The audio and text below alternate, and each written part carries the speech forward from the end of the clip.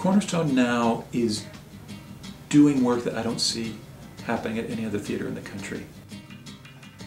It's just so unique and so vital to what theater can achieve. When I came in here, I was really shy. Like right now, I wouldn't be doing this. But I don't know, Cornerstone gave me something that I would actually come up here and do it. Did you know that there are over 22 editions of Monopoly out now? If I could, in a very good way, I would support Cornerstone because it could change other people's lives. Like, it changed mine for sure.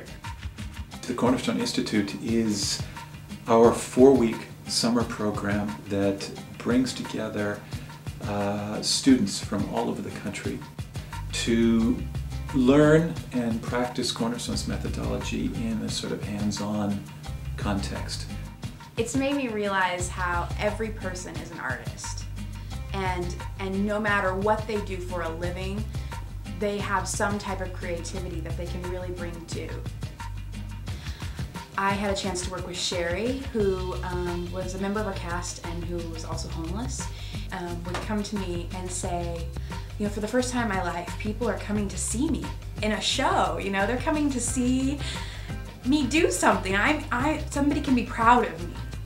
And she told me, I'm thinking after the production's over that I might go spend some time with my sister and try to get back on my feet. People ought to come outside. Take a look into their own lives for a change. All right. After dark, end of the street,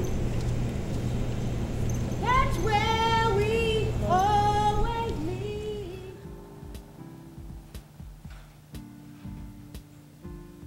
Our partnership with Gilead is all about using theater as a way to reach audiences with an educational message, a way to engage audiences in conversation about how they can take action on their own behalf as they deal with the challenges of HIV in their own lives, whether that's as a patient, as somebody who is HIV positive, or as somebody who is a family member of someone who is. Get tested, know your status, and don't be ashamed. I can see the results of new treatments, clinical research, and I can see people living. This idea of being your own advocate. What does that look like? Way in the back.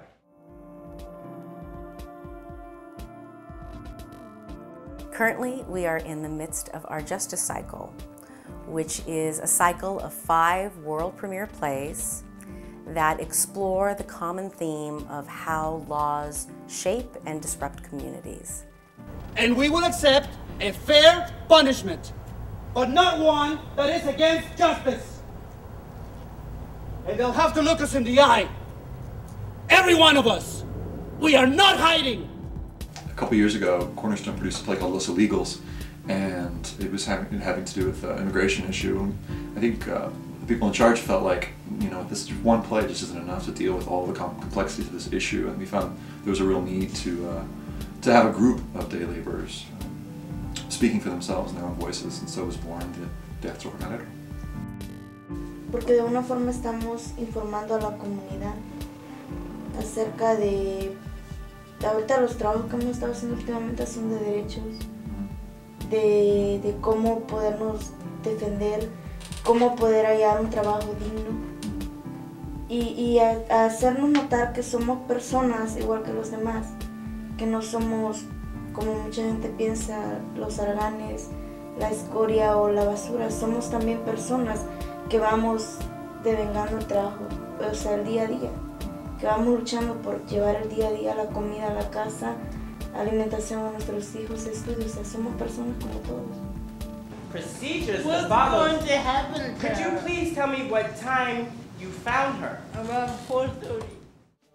There were a couple people through the interviews, Diana Jordan, mainly, who I felt her story as a disabled woman and her discussions about motherhood so compelling that I knew that I wanted to put her at the center of this play.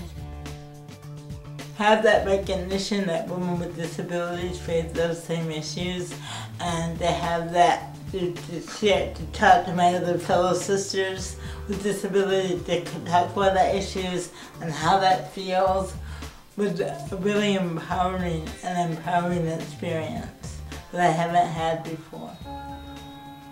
So I told the story, you know, how you know, what led me to being incarcerated and how it was while I was incarcerated. Oh man, there was no rehabilitation going on. You have the opposite. Because kids go in there and you have this breeding ground. You learn how to be a better criminal.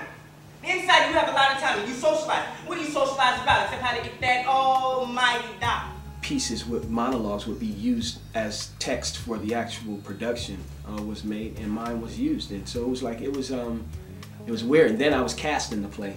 And I'm still praying, and I sit down and I'm looking around. Where is he? You know, where's my baby brother? And the voice says, call out his name. And I call ready! When we performed For All Time at CIW, I got the chance to meet the girl who my character was based on. Do I look nervous? No, not at all. You always look so in control. It's the mask.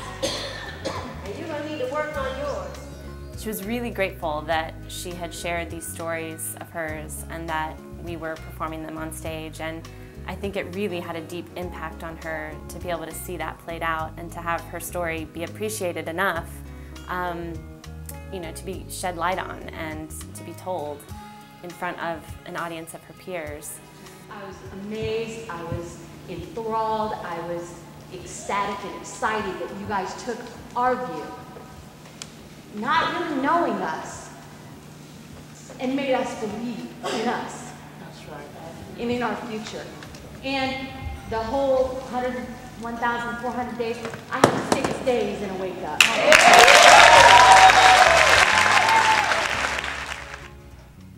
It's a play about the people in the community on the river and how the waterway affects them and how they affect the waterway.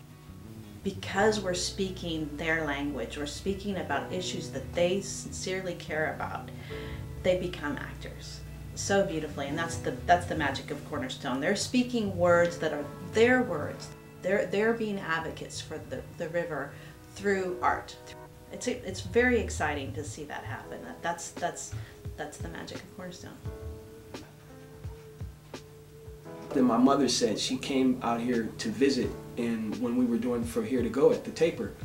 And she said afterwards, we got in the car and went driving, she says, now that's what theater's all about. See, that's what Cornerstone does.